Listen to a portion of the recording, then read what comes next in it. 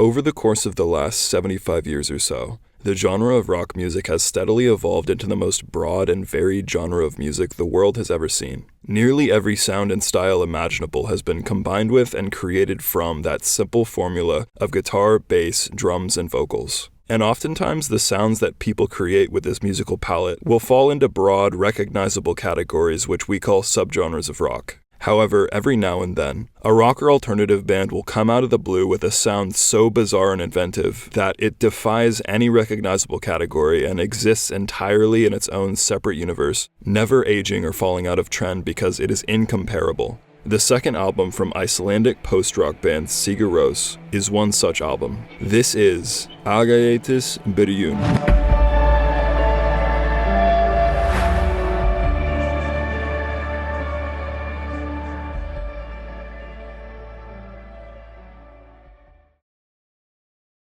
Sigur Rós was formed in Reykjavik, Iceland in 1994 by guitarist and vocalist Jón Jonsi Bergason, bassist Georg Holm, and drummer August Gunnarsson. After the release of their first album, Vaughn, in 1997, they added keyboardist Kjartan Sveinsson to their arsenal, whose orchestral and compositional training added a boost of complexity to their sound. On top of this, the band would opt to switch out their ambient synths for more atmospheric guitar work by Jonsi, which the band would use to full effect on their next album. This album was released to the world on June 12, 1999 as Ágætis byrjun, and it quickly made major waves in the international music community, receiving overwhelming praise in numerous publications internationally and being championed by the likes of Radiohead, Coldplay, and David Bowie. And upon listening, it's not hard to see what caught the attention of so many artists and critics, because this album sounds like no other. Historically, Sigur Rós has often been given the post-rock tag and placed in that already sprawling genre. However, when you compare them to the major post-rock bands like Godspeed You Black Emperor or Mogwai, they still seem to occupy a unique space within that world. Sure, they make cinematic, drawn-out, and textured non-rock music with rock instruments, which is what defines the genre. But Sigur Rós is much more hooky and preoccupied with melody than most post-rock bands, to the point that they almost become like an atmospheric take on indie music. While this has the effect of making them strangely digestible, the elegant and bizarre musical landscapes, unconventional production choices, and Jonsi's high-pitched pixie-esque voice will make sure that even the most adventurous listeners are satisfied. It sounds like aliens discovered the Doors and minimalist classical music and tried to do their own take on it. Now, I need to take a moment to talk about the most important aspect of this project, and that is the production. The production on this record is adept. One of the best sounding albums I have ever heard. So good that you wonder who the hell these people are and how they could have come from one of the most remote areas of the world. But things start to make more sense when you realize that the engineering on this record was helmed by English producer Ken Thomas, whose prior work with underground legends like Public Image Limited, Wire, Psychic TV, and others gave him the necessary chops to take on a project as technically demanding as this. Rest in peace, Ken.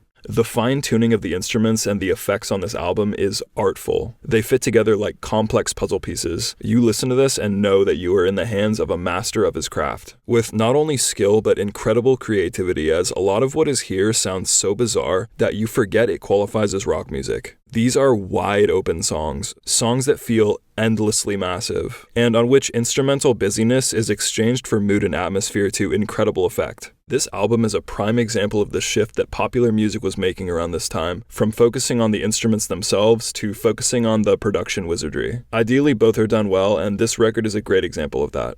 I usually like to emphasize how even these classic records are imperfect, and even the most untouchable albums in history have their sometimes major faults. But I will say, this is a rare instance where you can almost forget about that whole argument. In fact, this is just about as close as you can possibly get to a perfect record in my opinion. You might think I'm being liberal throwing out some of these scores, but no, it really is that good. I don't realistically know how they could have improved some of these songs. I'm almost thankful to the parts that aren't so emotionally rich because a man needs a damn break. There are perfect or near perfect cuts all over this track list. So I just wanted to say that when I hand out these reviews one after the other, I really am having a transcendent experience every time. It's just happening a lot. I don't come back to this record often because I'm not usually prepared for the weight of heaven to crash upon me in the middle of my day. I like to keep it mellow most of the time. But that is what you're in for with this project. 10 portals to celestial planes of existence. Mr. Incredible will be employed as always to convey my feelings about these songs. Although we won't have to dip into the bottom half of the rubric at all in this vid. I should start reviewing bad albums so I can actually use those.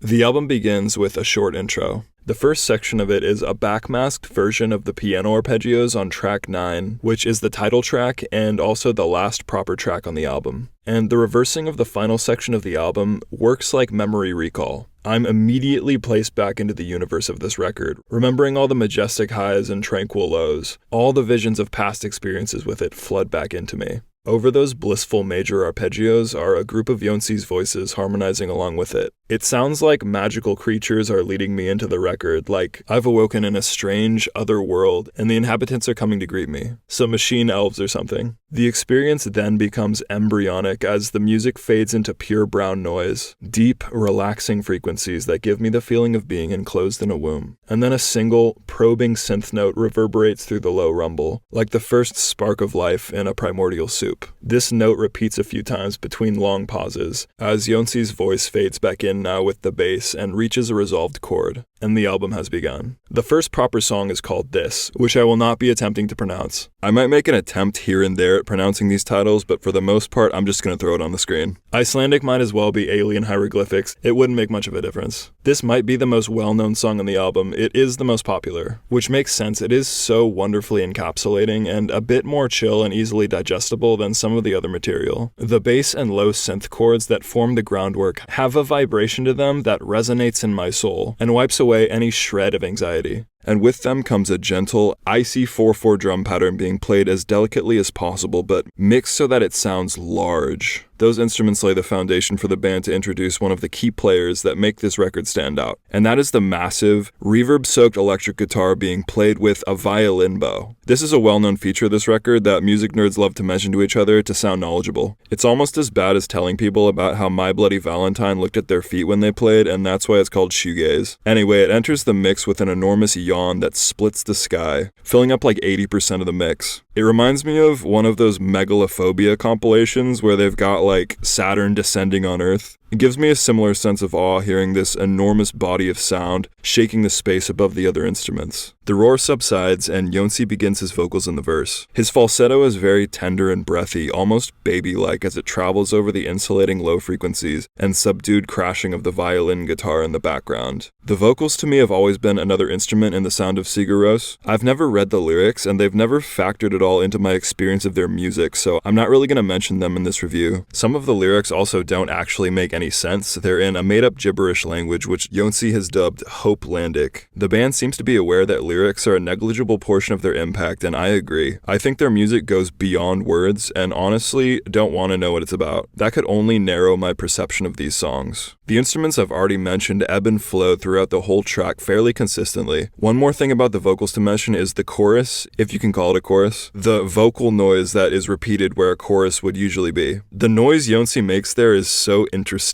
The only way I could describe it would be a very graceful sneeze. Something like achoo.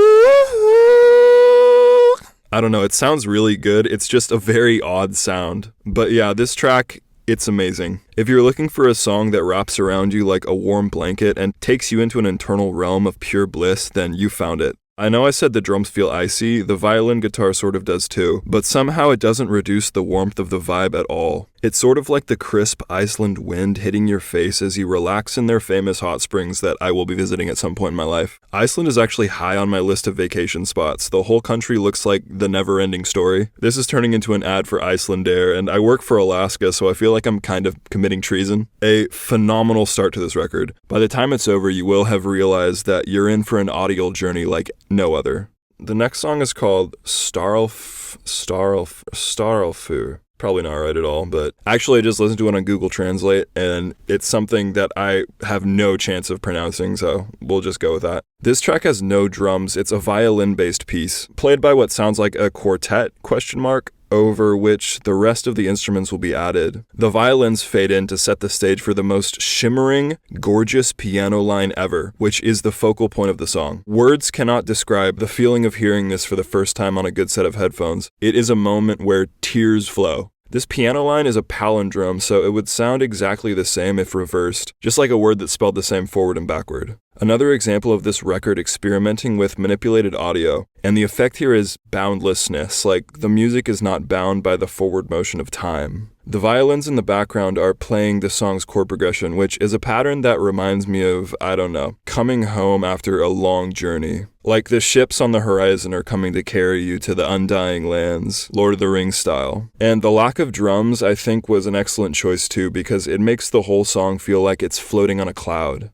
All of this happens within the first 15 seconds of the song. Soon enough, Jonsi comes in with his pixie-like voice, once again bringing a sense of innocence and purity to the sound. He follows along the path that the violins are creating through the song, only deviating from it during small interludes where the instruments fade and get replaced by a Kurt Cobain home demo sounding guitar, which is such an unorthodox, cool move to transition to a lo-fi sound then burst back into hi-fi production. The music feels even more grandiose when the full sound re-enters. When it does, the chords are backed by a staggered thump, which I guess you could call a drum groove, but it more so resides within the violins rather than underneath them, and it doesn't affect the levity of the track at all. This song doesn't have a traditional verse-chorus, bridge-chorus flow to it. None of these songs do actually, which is another element that makes the record sound really freeing. The songs go where they need to and aren't bound by a strict formula. This song is a 10. This is adventurous, ingenious production coupled with jaw-dropping instrumental beauty. There is nothing that could be altered to make this song better in my mind. It is an unclassifiable, mystifying jewel of a song that will never grow old because it exists in the other world of this album where the timeline of popular music styles has no bearing. I can't sing the praises of it enough.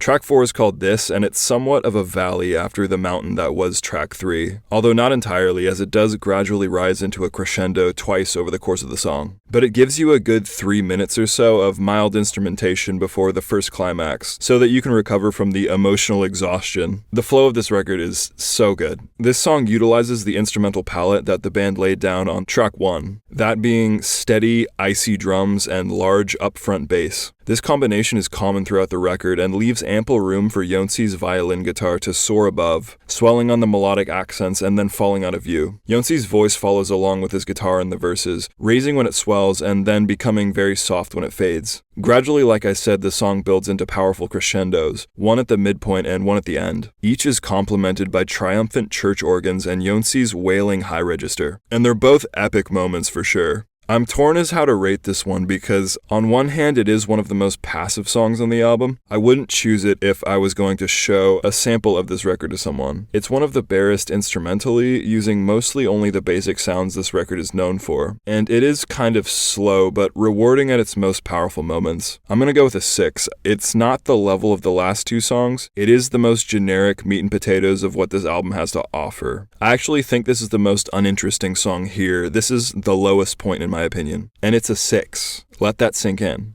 Track 5 is called Knee Battery.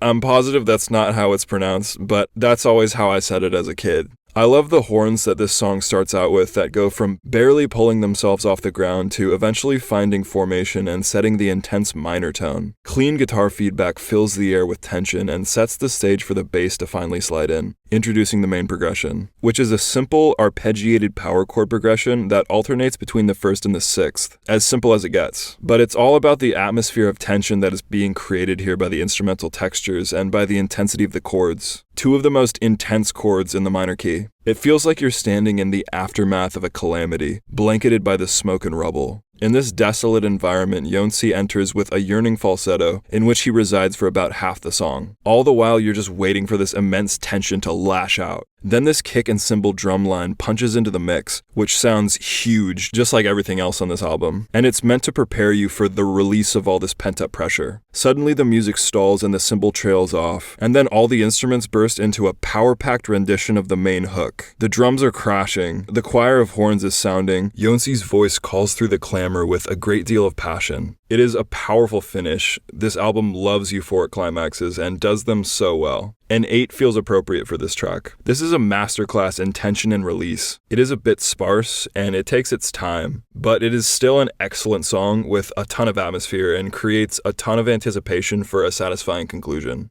Track 6, and no, absolutely not. Bam, bam, bam, that's the only part I'm gonna try. Finally, we arrive at the middle of the album, where there are 2 completely flawless tracks back to back. I'm just gonna spoil it now, these songs are perfect. And when I say perfect, I mean they are transcendent experiences. They evoke profound feelings for me that honestly feel like too much to handle most of the time. I really stay away from these songs on a normal basis because they're too rich, too emotionally provocative. I like the comfort of the mundane, and these will take me right out of it. But they are musical journeys that I think everyone needs to go on at least once. So this first track has another back and forth dynamic, this time between tense organ-inflicted verses and choruses that are the highest high this album reaches in terms of pure euphoria. The bam bam bam part of the title is referencing a rhythm that repeats throughout the verses. The organs repeat a triplet bounce every stanza that syncs with the drums. Once again, there's action from the violin guitar, heaving great swaths of sonic weight, filling the mix before the vocals come in, and then retreating to the background as Jonsi begins to sing. Here in these verse sections, he's doing sort of a call and response with himself, where a far-off version of his voice completes the second half of each phrase. So far, it all sounds like a Doors song made by pixies being played on top of a glacier. Then, wind sweeps through the mix, driving away the instruments, and suddenly, you have entered heaven. Soaring violins, exquisite grand piano arpeggios, the violin guitar acting as a sweeping platform that the house band of heaven is riding on. Jonsi is belting out from the height of his upper range, heralding this brief glimpse into infinity. There are few words in the English language that come close to describing the power of this chorus section. It really is something you just have to experience for yourself. One of the most mind-blowing experiences I've ever had listening to music. The section concludes with the wind sweeping you back into the verse, which is almost like a surreal transition. You wonder where you were for the last 45 seconds. The verse repeats once more, and then you are again swept into the eternal glory, this time with an extended piano and violin section that is just so magnificent, so beautiful, it's too much. The tears come streaming down. Then the wind that has been the bridge between heaven and earth in this song consumes all the instruments entirely and washes away the song. This is an incredible song. If I could give this an 11, I would. It was actually startling for me to hear this the first time. I didn't know music could be this overwhelmingly emotional. But thanks to impassioned songwriting, ingenious production, and a grasp of sheer beauty like none that I've ever seen, Sigur Rós succeeds here in reaching a higher emotional plane of existence. I don't listen to it often, but whenever I do, it blows me away. Sweeps me away like that wind every time.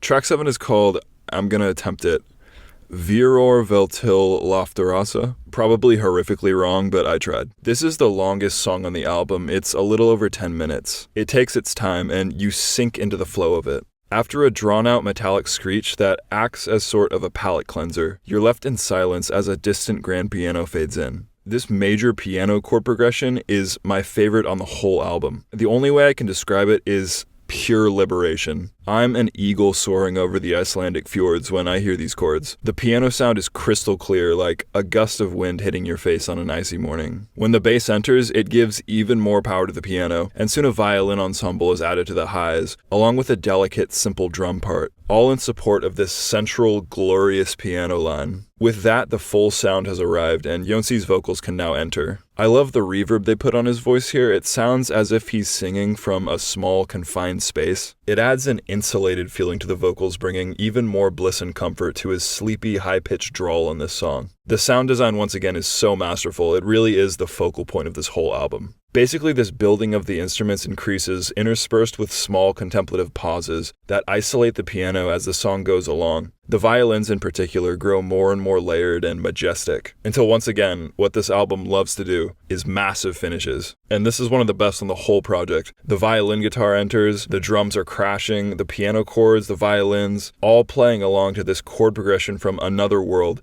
It's so overwhelming, again, almost like too much for me to handle. There is so much emotion, it goes beyond words, which is another reason I'm glad I don't know what the lyrics mean, so I don't have to contextualize it. I think the title of this song translates to good weather for airstrikes. I don't even want to know about that because that is not what this sounds like to me. I want to keep my innocence. It ends with the violins gradually erupting into a cacophony, each trailing off and doing its own thing until they all abruptly stop and you can hear chatter from the production studio. I always thought that was a cool and funny way to slap you back into the mundane after lifting you up so high. Yeah, so like I said, this is another 10, another immaculate masterpiece from this album. I remember walking to a park by my house back when I was an angsty teen and laying in the middle of a field, probably high, looking up at the sky and listening to this. That memory is one of the few things I actually vividly remember from my childhood, and it was a profound moment for me. I can't recommend this song enough, and the last one. I would say if you just want a taste of this album, but don't want to listen to the whole thing, just listen to those 2 tracks and you'll get the best idea of what's here.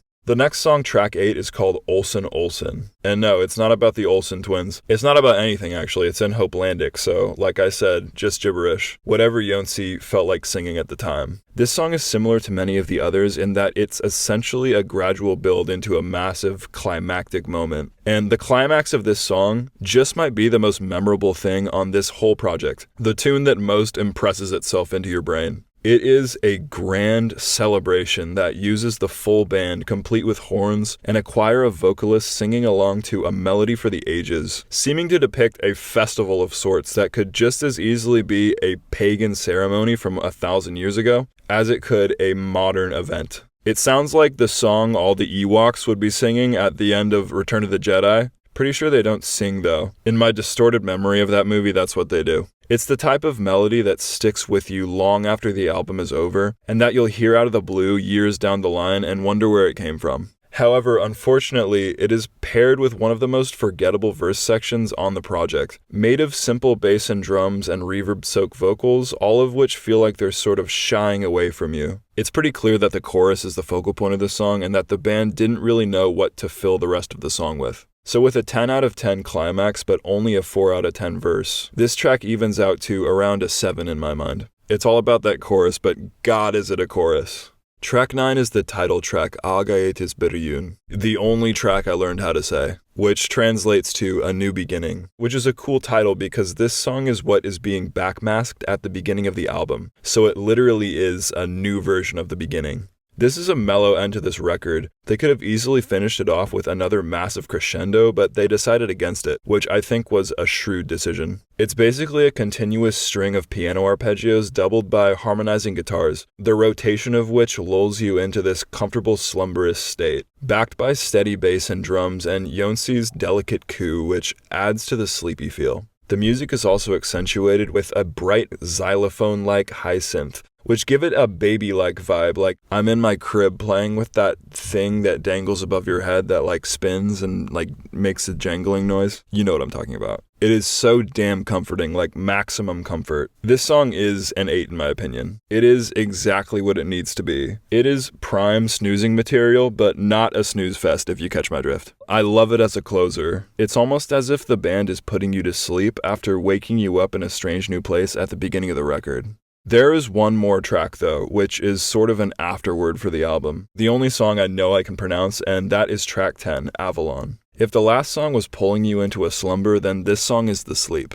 It is an ambient piece that utilizes the deepest, richest low tones of various instruments like soft droning horns and what sounds like the lowest drawn out notes of a cello, which all bleed together into this gorgeous blend of sound that seems to reach into the earth. I love how the chords of this great hybrid organ breathe each time they're pressed. It could be synthetic sounds they're using here, but I feel like they're organically generated, and I love that I can't tell. And the notes being played are solemn, almost religiously venerating. I'm really glad the band tacked this song on the end. It's the cherry on top, extending the mythology of the record just a little further. This is one of the most exquisite ambient songs I've heard, and that's coming from a connoisseur of ambient music. I would say this is a solid 9. Rarely does ambient songcraft get more high quality and immersive than this. It's an amazing end to what is, in my opinion, post-rock's strongest record, and easily one of the greatest albums of the 1990s, coming in right at the end of the decade to finish it off. This Sigur Rós record is the greatest album of all time. Thanks for watching, bye.